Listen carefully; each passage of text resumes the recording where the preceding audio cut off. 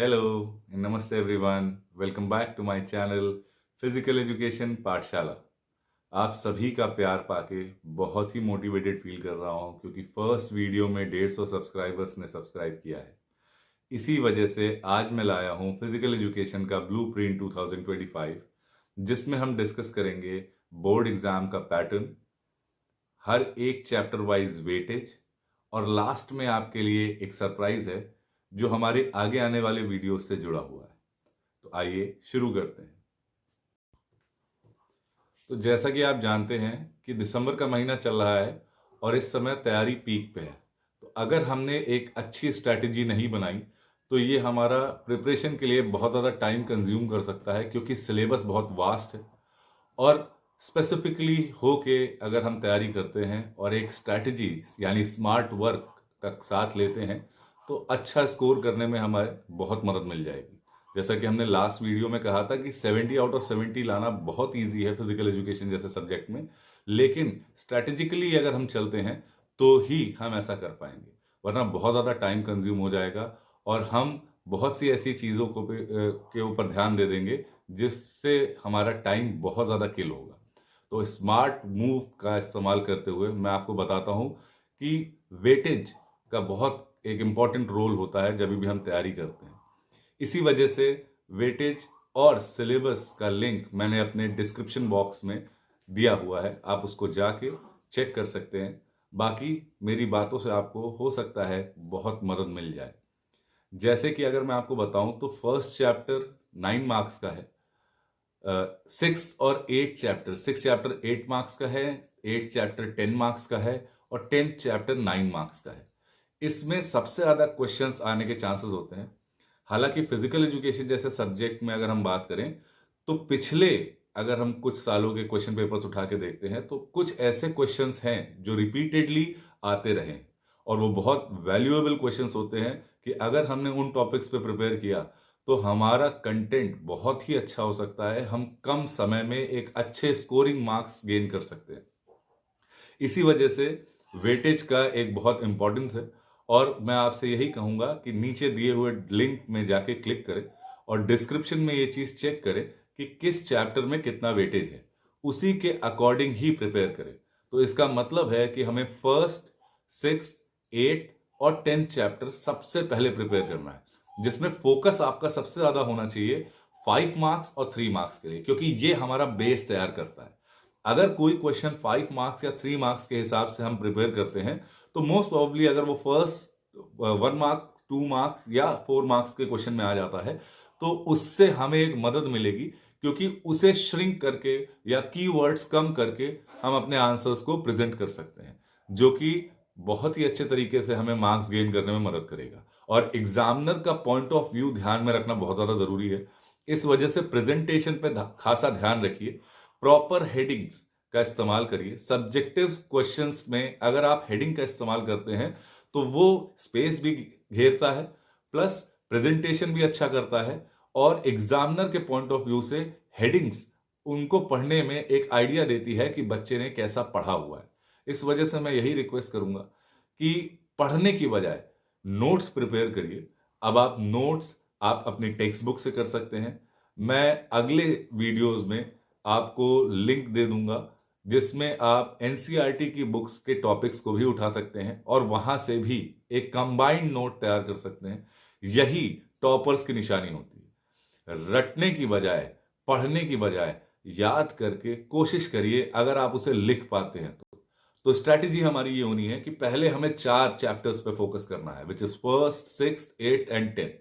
उसके बाद हम ऐसे चैप्टर्स पे जाएं जो 7 या 8 मार्क्स के हैं, जैसे हमारा chapter second, chapter 5, chapter 9।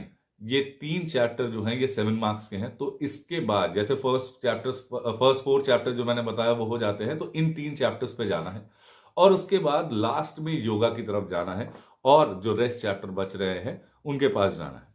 Case based study के लिए मैं आपको कहीं ना कहीं पीडीएफ प्रोवाइड करवा दूंगा अपने आगे आने वाले वीडियोस में, जिससे आप अपने केस बेस्ड स्टडीज के जो क्वेश्चंस है उनकी प्रैक्टिस कर सकते हैं। उसके अलावा अगर आप नोट्स बना के प्रॉपर पॉइंट में, अगर आप सीबीएसई स्टूडेंट हैं तो आई थिंक कि एस्से राइटिंग जो इंग्लिश में हमारा होता है वो हमारी कहीं ना कहीं मदद करता है पॉइंट्स को डिस्क्राइब करने में। If you are not able to learn line by line, आप उन पॉइंट्स को एक्सप्लेन कर सकते हैं अपनी इमेजिनेशन या अपनी इंग्लिश की फ्लुएंसी की मदद से, ठीक है, जिससे आंसर राइटिंग बहुत अच्छी होगी। कोई भी क्वेश्चन मिस नहीं करना है।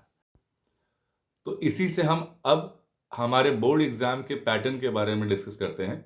जैसे हमारे बोर्ड को जो एग्जाम पैटर्न है उसको जानना बहुत जरूरी है, जिसकी वजह से हम आने वाले समय में क्वेश्चंस किन वर्ड्स के या किन लिमिट्स पे आने वाले हैं, या वर्ड लिमिट हमारा क्या होना चाहिए या मार्क्स के अकॉर्डिंग, ये बहुत ज़्यादा ज़रूरी हो जाता है।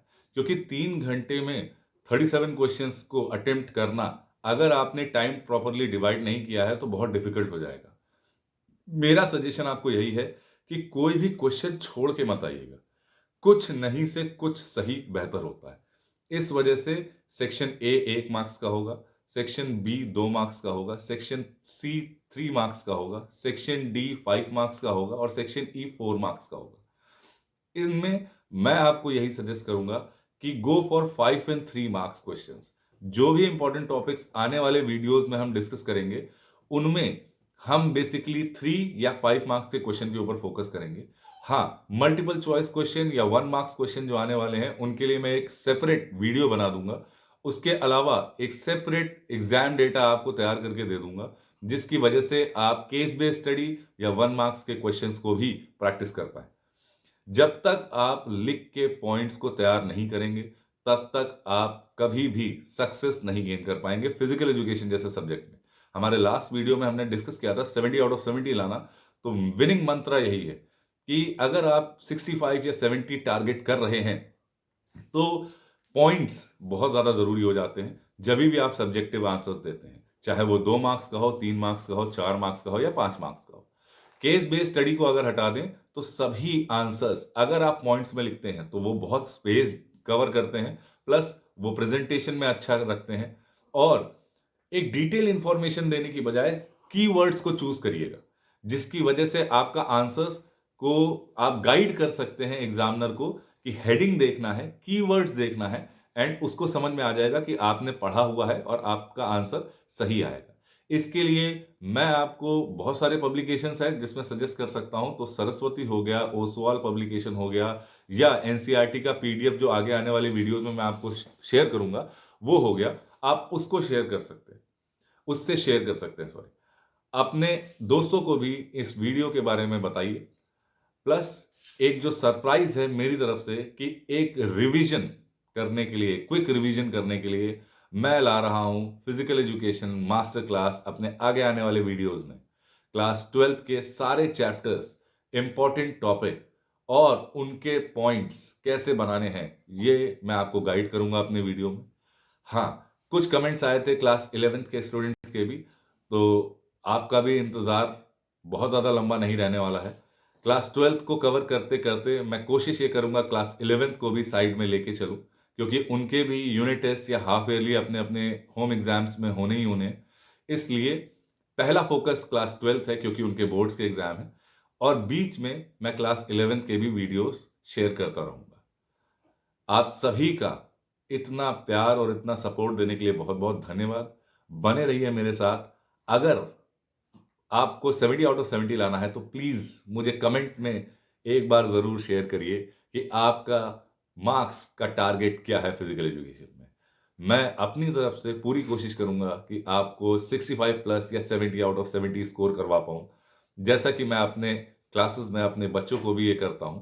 तो कुछ अपना गाइडेंस, कुछ अपना एक्सपीरियंस, कुछ आपके डाउट्स मिलके बनाएंगे हमें एक विजेता, टॉपर, 70 आउट ऑफ 70 जो हमारा टारगेट है। इस जर्नी की शुरुआत बहुत अच्छी हुई है, आगाज बहुत अच्छा हुआ है। आपका सपोर्ट के लिए बहुत बहुत थैंक यू। आगे भी सपोर्ट करते रहिए और मुझे मोटिवेशन मिलता रहता है इन सब से। तो मैं आगे और बहुत सारे अच्छे वीडियोस बनाने की कोशिश करूंगा। फिलहाल हमारी मास्टर क्लास की जो सीरीज है वो जल्द ही नेक्स्ट वीक से शुरू होगी, जिसमें चैप्टर वाइज इंपॉर्टेंट टॉपिक्स, उनके नोट्स, कीवर्ड्स का इस्तेमाल, डायग्राम को समझने की कोशिश और नई स्ट्रैटेजीज का इस्तेमाल करते हुए हम आगे अपनी जर्नी को बहुत बेहतर करेंगे। सभी लोगों का साथ देने के लिए बहुत बहुत शुक्रिया। मिलते हैं अगली वीडियो में। जय हिंद, जय भारत। Thank you.